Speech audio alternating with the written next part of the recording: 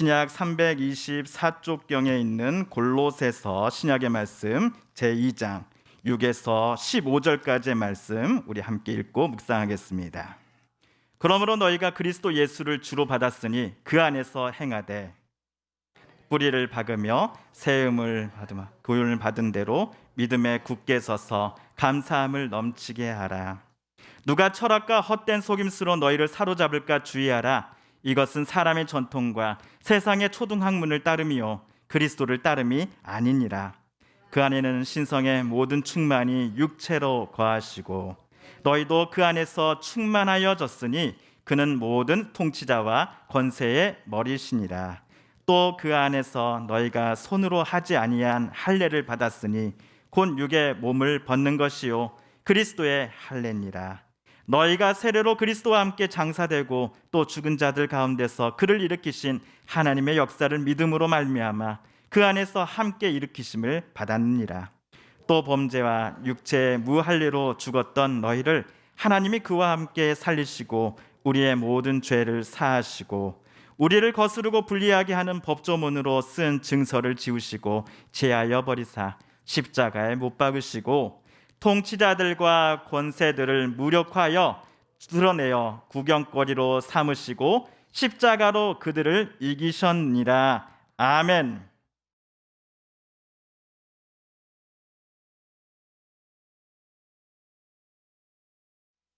우리 달력을 보시면 어제 토요일 23일이 대서였습니다. 대서라는 한자를 풀어보면 몹시 심한 더위로 해석이 됩니다. 한국민속대백과 사전이라는 곳이 있는데요. 그곳에 따르면 우리나라에서 7월 20일 또는 23일 이 시기가 되게 중복대로 장마가 끝나고 더위가 가장 심한 때라고 합니다. 대서 때 더위가 얼마나 심하던지 염소 뿔도 녹는다라는 속담이 생겼을 정도라고 합니다. 자, 하지만 어제는 비가 와서인지 심한 더위는 없었습니다. 다시 여러분 달력을 보시면요, 7월 26일 돌아오는 화요일 26일은 무슨 날이죠? 중복입니다. 참고로 7월 16일이 초복이었고 말복은 다음 달 8월 15일 광복절입니다. 1년 중 가장 무더운 시기인 이들 복날마다 벼는 나이를 한 살씩 먹는다라고 하는데요. 초복에 1살, 중복에 2살, 말복에 3살. 1년 중 가장 무더운 복날에 이 복날의 날씨가 벼를 잘 자라게 하기 때문이다라고 어른들은 말한다는데 실제로 벼농사 현장에서도 초복에 1살, 중복에 2살, 말복에 3살 먹었네 라고 하시는지요? 진짜 그런가요? 아멘이에요. 네. 예, 근데 저는 초복, 중복, 이 말복도 대서와 같이 24절기 중 하나로 알고 있었습니다. 하지만 자료를 찾아보니까 이 삼복은 24절기에 해당되지 않더라고요. 삼복은 우리나라 세시 풍속이었습니다. 이 복자를 한번 여러분 자세히 보시면요, 사람 인자에 개 견자가 합쳐진 형태입니다. 마치 사람이 개처럼 납작 엎드려 있는 모습을 본따서 만든 한자가 이 복자입니다. 이 복자를 가지고서 항복, 복종과 같은 우리가 자주 쓰는 단어를 만들 수 있습니다. 삼복이란 여름의 더운 기운이 가을의 서늘한 기운을 3번이나 제압하여 굴복시켰다, 복종시켰다라는 의미인 셈이지요. 그런데 우리가 읽은 오늘 골로새서라는 편지를 쓴 바울도 골로새 성도들이 어떤 이에게 철저히 항복하기를 부탁했다는 것을 저와 여러분도 알고 계셨습니까? 그분 앞에서 골로새 성도들 그리고 바울 본인도 마치 종처럼 철저히 복종하고 그분의 말씀에 순종할 것을 바울은 골로새 성도들에게 요청하였습니다. 그렇다면 오늘 편지에서 바울이 말한 그분은 도대체 누구일까요? 그 답이 오늘 6절 말씀에 나옵니다. 우리 6절 말씀을 다시 한번 읽어보겠습니다. 시작. 그러므로 너희가 그리스도 예수를 주로 받았으니 그 안에서 행하되. 예, 바울이 말한 이는 그리스도 예수입니다. 예수 그리스도를 주인으로 받아들였으니 그러므로 예수님 안에서 골로새 성도들은 살아가십시오 라고 바울은 부탁하는 편지를 썼던 것이지요. 여러분, 주 1세기경 로마 제국은 그리스어를 공용어로 사용했습니다. 바울은 자기 모국어가 아님에도 그리스어를 유창하게 말할 수 있었기에 해외 선교 여행을 다닐 때에 복음을 전하는 데 있어서 다른 사도들보다는 훨씬 유리했을 것입니다. 그런데 바울이 골로새 교회 성도들에게 예수님은 그리스도시고 또한 예수님은 무엇이라고 호칭하고 있습니까? 예수님은 주다, 주님이다라고 바울은 썼습니다. 그런데 이것은 매우 위험한 발언입니다. 왜냐? 로마 제국 시대에 문서상에서 아니면 사적이든지 주 또는 주인으로 표기될 수 있는 사람은 딱 한 사람, 로마 황제뿐이었기 때문이지요. 바울이 골로새 교회에 주님으로 전한 예수님은 유대 땅 나사렛이라고 하는 시골 마을 출신입니다. 예수님은 30년 가까이를 아버지를 도와 목수 생활을 했지요. 그러다가 공생애를 시작했고 약 3년 후 빌라도 총독으로부터 사형 선고를 받고서 십자가에 달려 죽었습니다.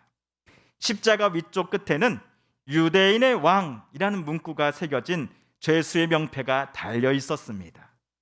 예수님은 로마 당국에 의해 정치범으로 처형당했다라는 의미입니다. 지금 골로새 교회로 추정되는 터키 서쪽 내륙 지역에서 유대의 예루살렘까지 차를 타고 이동하면은 딱 24시간 정도가 소요가 됩니다. 골로새 사람들은 중 대부분은 이 예루살렘이 어디에 붙어 있는 도시인지 그 이름도 전혀 몰랐을 것입니다. 그렇게 어쩌면 예수님의 이러한 배경을 유대 땅에서 2000km가량 떨어져 있는 골로새 성도들은 전혀 몰랐겠지요. 그럼에도 당시 전 세계 모든 정치, 경제, 문화의 최고 수장으로 불려지는 로마 황제를 제치고서 바울이 복음이라고 하여 전해준 메시지의 핵심인 나사렛 예수님을 그리스도요, 게다가 주님으로 고백하라는 바울의 요청은 골로새 성도들을 매우 당황스럽게 만들었을 것입니다. 이 때문에 바울을 멀리하게 된 골로새 사람들도 분명 있었을 것입니다. 로마 제국의 테두리 안에 살아가면서 골로새 사람들이 로마 황제 말고 다른 주가 있다라고 생각해 본 적이 단 한 번도 없었을 것이기 때문이지요. 실제로 바울이 골로새처럼 로마 제국에 속해 있던 빌립보에서 말씀을 전할 때에 현지 사람들의 반응이 다음과 같았습니다. 제가 한번 읽어보겠습니다. 그리고 그들은 치안관들 앞에 세워놓고서 이 사람들은 바울과 실라를 가리킵니다. 유대 사람들인데 우리 도시를 소란하게 하고 있습니다. 이 사람들은 로마 시민인 우리로서는 받아들일 수도 없고 실천할 수도 없는 부당한 풍속을 선전하고 있습니다 라고 말하였습니다. 결국에 바울과 실라가 감옥에 갇히고 말지요. 그날 밤 두 사람이 갇힌 감옥에 큰 지진이 발생했습니다. 죄수가 도망친 줄 알고 자결하려는 간수에게 바울이 했던 말이 그 유명한 주 예수를 믿으라, 그리하면 너와 내 집이 구원을 얻으리라 였습니다. 바울은 풀려나 골로새에 가서도 거기 사람들에게 예수님은 그리스도요 또한 주님이시다라는 메시지를 전했습니다. 만약 골로새에 사는 여러분이 나 바울의 메시지를 옳다라고 간주한다면 이제부터 여러분은 로마 황제가 아니라 그리스도이신 예수님께만, 십자가에 달린 그 나사렛 예수님께만 복종하십시오. 예수님만이 저와 여러분의 진정한 주인님이십니다 라고 바울은 말을 하였습니다. 우리에게 가톨릭 또는 카톨릭보다는 천주교라는 표현이 더 익숙하지요. 우리 지역 홍성 시내에는 이 천주교 순교 관련 역사적 장소가 잘 보존되어 있습니다. 홍성은 우리나라 천주교 역사상 순교자가 두 번째로 많은 곳입니다. 그런데 이들이 여기서 고문당하고 순교당했던 이유가 무엇이었습니까? 하늘의 주인이신 하나님만을 섬기고 그분의 뜻을 따르겠다라고 그들이 고백했기 때문 아니었습니까? 아마도 주 1세기의 골로새 성도들도 바울 또는 에바브라로부터 복음을 맨 처음 들었을 때 똑같은 고민과 두려움을 가졌을 것입니다. 그런데 오늘 말씀 6절을 다시 한번 주목해 보시겠습니까? 그러므로 너희가 그리스도 예수를 주로 받았으니 라고 쓰여져 있습니다. 여기서 받았으니라는 것은 시간상 과거, 현재, 미래 중 어디에 속하나요? 과거이지요. 주 1세기 당시 매우 위험한 바울의 메시지를 무서워하거나 거부하지 않고 용감하게 받아들였던 소수의 골로새 사람들이 모여서 골로새 교회를 세운 것입니다. 하지만 골로새 교회가 세워진 지 얼마 못 가서 교회와 성도들을 뒤흔들려는 여러 가지 세력들이 찾아옵니다.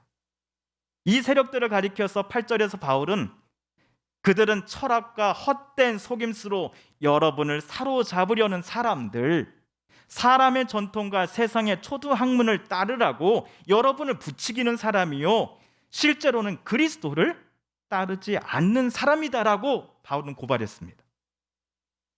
안타깝게도 이들로 말미암아 골로새 교회 내부에는 상당한 동요가 있었던 것 같습니다. 예수 그리스도를 믿으며 또한 다른 성도들을 진심으로 사랑하며 살아왔던 골로새 성도들 사이에 균열이 발생했음을 바울은 듣게 된 것입니다.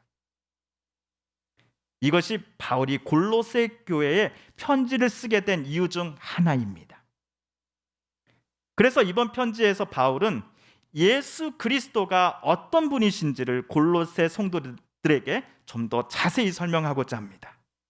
우리 9절과 10절을 다시 한번 읽어보겠습니다. 시작. 그 안에는 신성의 모든 충만이 육체로 거하시고 너희도 그 안에서 충만하여졌으니 그는 모든 통치자와 권세의 머리이시라. 아멘. 예수님은 온 세상 만물을 창조하신 성부 하나님의 모든 신성함이 육신이 되어 세상에 우리 사람들과 함께 사셨던 분이셨습니다. 그러니 예수님은 전 세계 모든 통치자 로마 황제를 포함해서요, 그 권세자의 머리가, 즉 온 세상 우주 전체의 넘버원이 되십니다. 로마 황제도 예수님께 복종해야 할 피조물에 불과한 것이지요. 빌라도 총독이 또는 빌라도의 최고 수장인 로마 황제가 예수님을 붙잡아 십자가에 매달고 죽였습니다. 하지만 예수님은 십자가 죽음을 이기시고 다시 부활하심으로써 로마 제국 황제와 그의 권세들을 모두 무력화시키셨습니다. 그런데 놀라운 것은 예수님을 하나님께서 다시 살리신 것처럼 예수님을 주님으로 고백했던 골로새 성도들도 하나님께서 그리스도 안에서 새롭게 태어나게 해주셨다는 사실입니다. 하나님은 그들을 그리스도와 함께 살리시면서 그들의 모든 죄를 용서하여 주십니다. 이러한 신앙의 신비와 은혜를 가리켜 예수님은 요한복음에서 니고데모에게 거듭나야 한다라고 설명해 주셨습니다. 다시 6절로 되돌아와서 바울은 골로새 성도 여러분, 처음 가졌던 믿음이 흔들리지 마십시오. 앞으로도 여러분이 주님으로 고백하였던 그리스도이신 예수님께만 진심으로 복종하여 늘 감사의 마음이 넘치는 삶을 살아가 주십시오라고 오늘 편지에 바울은 썼던 것입니다. 하지만 저희 여러분이 보실 때에 그리스도이신 예수님을 주님으로 고백하며 그분께만 복종하며 산다는 것은 도대체 어떠한 삶일까요? 이런 의문이 신앙생활을 하는 내내 우리에게서 떠나지 않습니다. 교회에서 사례비를 받는 목사나 전도사만큼이나 하루도 빠짐없이 매일 교회를 찾아와서 성경 공부하고 봉사하는 모습이 예수님께 복종하는 모습일까요? 혹은 가진 모든 재산과 땅 문서를 교회에 헌금하는 것이 예수님을 주님으로 고백하는 성도의 샘플일까요?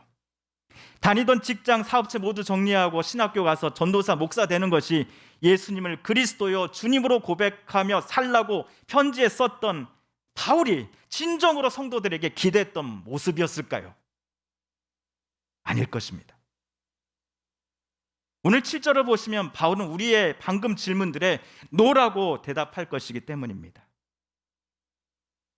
그 안에서 뿌리를 박으며 세움을 받아 교훈을 받은 대로 믿음에 굳게 서서 감사함을 넘치게 하라. 바울이 예로 든 나무가 땅에 뿌리를 내리는 일, 그리고 공터에 건물이 세워지는 일을 여러분 한번 상상해 보십시오.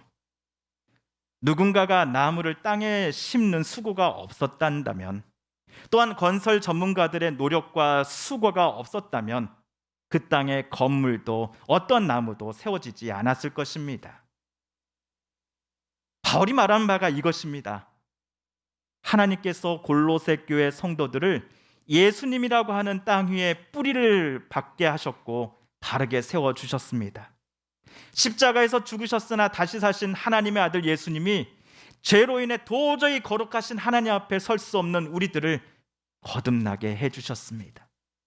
하나님의 은혜가 골로새 교회 성도들뿐만 아니라 저와 여러분에게도 하나님의 자녀로 새롭게 태어나게 해주신 은혜를 베풀어 주신 것입니다.